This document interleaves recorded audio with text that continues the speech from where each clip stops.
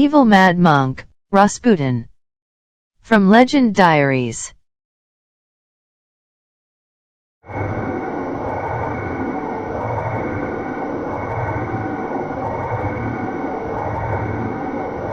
Grigory Yefimovich Rasputin became one of the most infamous figures of Imperial Russia's final years.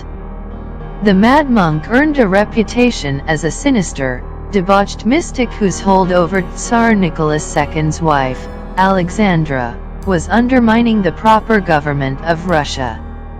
Yet many regarded him as a simple, godly man who possessed genuine healing powers. Rasputin was a self-proclaimed mystic who gained great influence over the Russian royal family. He caused chaos in the government and was murdered by conservatives seeking an end to his humiliations. His actions played a small part in the onset of the Russian Revolution.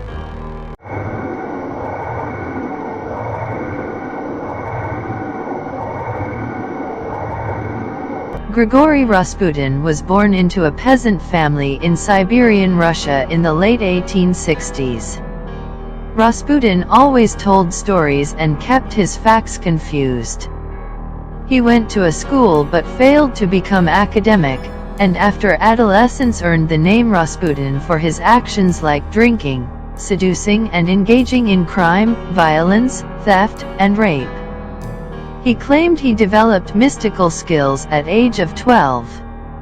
Some people of his village said he possessed supernatural powers, while others cite examples of extreme cruelty. He may have experienced some sort of religious epiphany and traveled to a monastery, or more likely he was sent as a punishment by the authorities, although he didn't actually become a monk. Here he encountered a sect of masochistic religious extremists and developed the belief that you became closest to God when you had overcome your earthly passions, and the best way to achieve this was through sexual exhaustion.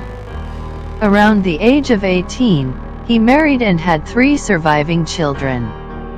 In his early 20s, however, Rasputin left his family and traveled to Greece and the Middle East, making several pilgrimages to the Holy Land as a mystic who claimed prophecy and healing. Siberia had a strong tradition of extreme mysticism which Grigori fell straight into.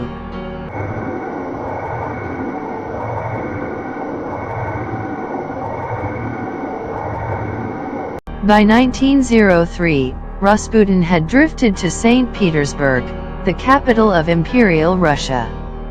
Here, he began to acquire a reputation as a mystic who possessed healing powers. St. Petersburg's elite were fascinated by Rasputin, whose wild appearance and staring eyes made him an alluring curiosity among society hostesses. He combined a dirty, scruffy appearance with piercing eyes and evident charisma, and who proclaimed himself a wandering mystic. In 1905, Rasputin was introduced to Tsar Nicholas II and his wife, Alexandra. Their young son, Alexei, suffered from hemophilia and frequently experienced bouts of uncontrolled bleeding. In 1908, Nicholas and Alexandra asked for Rasputin's help with Alexei. He was able to calm the child and ease his condition, possibly by use of hypnosis, as there are no definitive explanations of the techniques he employed. This action won him the passionate support of Alexandra. From this point onwards, Rasputin had unfettered access to the royal household.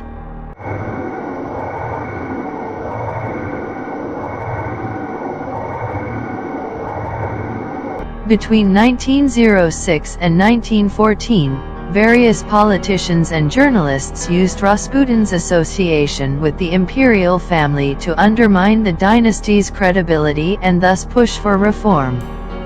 Rasputin helped their efforts by claiming to be the Tsarina's advisor, and accounts of his rampant lascivious behavior emerged in the press, compounding contempt among state officials.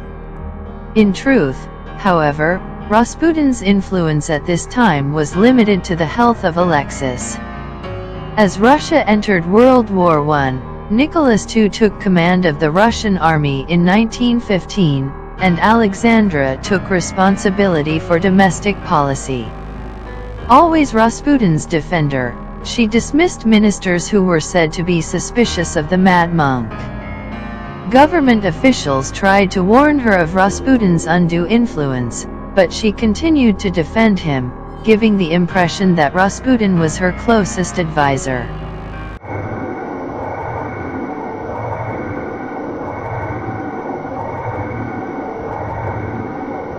Rasputin's influence was now so great he was more than simply the Tsarina's advisor, and he began to appoint and fire people to and from positions of power, including the cabinet. The result was a carousel which depended entirely on Rasputin's whims than any merit or status, and a swift succession of ministers who were sacked before they could learn the job. This created massive opposition to Rasputin and undermined the entire ruling Romanov regime. Whatever the reality, the Tsarina came to associate Rasputin's presence with Alexei's good health and happiness. The Tsar, though skeptical about Rasputin and angered by the negative publicity he generated, was not inclined to change a religious figure, or, indeed, his wife.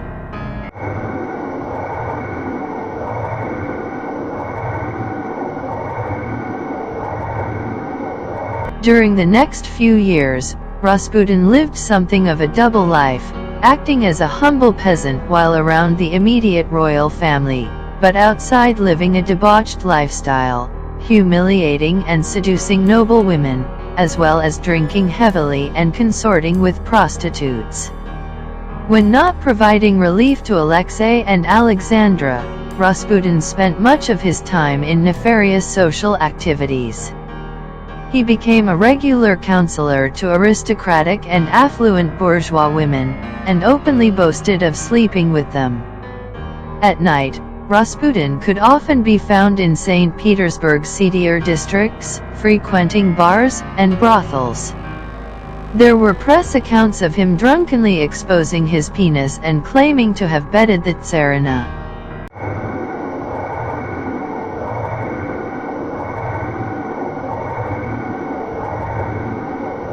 Anger against Rasputin reached fever point in conservative circles and a group of nobles. On the night of December 29, 1916, a group of conspirators, including the Tsar's first cousin, Grand Duke Dmitry Pavlovich, and Prince Felix Yusupov, invited Rasputin to Yusupov's palace and fed him wine and cakes laced with cyanide. Though Rasputin eventually became rather drunk, the poison seemed to have no effect. Baffled but not deterred, the conspirators finally shot Rasputin multiple times. He was then wrapped in a carpet and thrown into the Neva River, where it was discovered 3 days later. As if that story wasn't shocking enough, a re-examination of evidence by modern experts suggests that another force was at play in Rasputin's murder: the British Secret Service. The British were concerned that Rasputin, who was opposed to Russia's involvement in the war, and wanted to persuade the Tsar to make peace with Germany.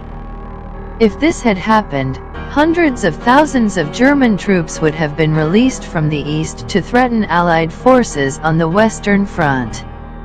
Death of Rasputin inevitably altered the course of the First World War and changed history forever, ending the monarchy and ushering in the Russian Revolution.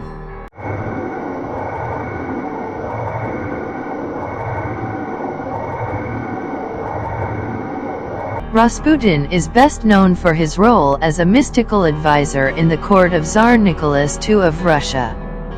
Rasputin had yoked his fortunes to a dynasty that was dying on his feet.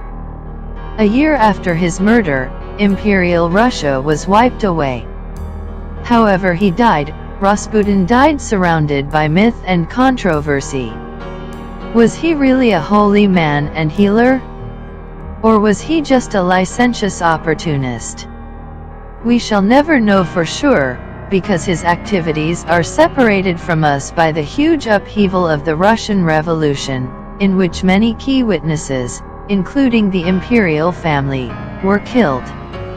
Although Rasputin was gone, the last of his prophecies was yet to unfold. Shortly before his death, he wrote to Nicholas to predict that if he were killed by government officials, the entire imperial family would be killed by the Russian people. His prophecy came true 15 months later, when the Tsar, his wife, and all of their children were murdered by assassins amidst the Russian Revolution. Thanks for watching, friends, and see you in the next video.